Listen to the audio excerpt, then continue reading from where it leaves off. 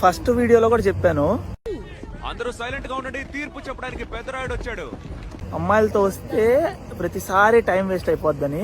ఇదిగోండి చూడు ఏమవుతుంది అక్కడ, ఫోటోషూట్. 3/4 పెట్టుకో. Okay sir. బ్యాక్గ్రౌండ్ కరెక్ట్ గా చూసుకో. అలాగే focus is very important. Right పెట్టుకో. Focus should be sharp.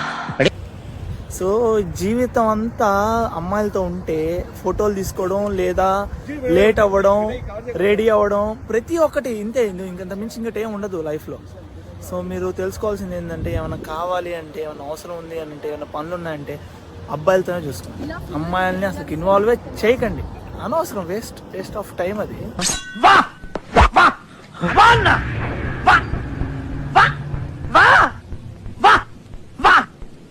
మీకు నేను చెప్తే అర్థం కాదు, ఎక్స్పీరియన్స్ చేసి మీకు అర్థమైపోయింది. యూఎస్కి వచ్చాక ఆ అమ్మాయిలు లేకపోతే ఎట్లా బ్రో అంటారు. అమ్మాయిలు ఉండాలి కానీ బ్యూటిఫుల్ గర్ల్స్ ఉంటే బాగుంటుంది.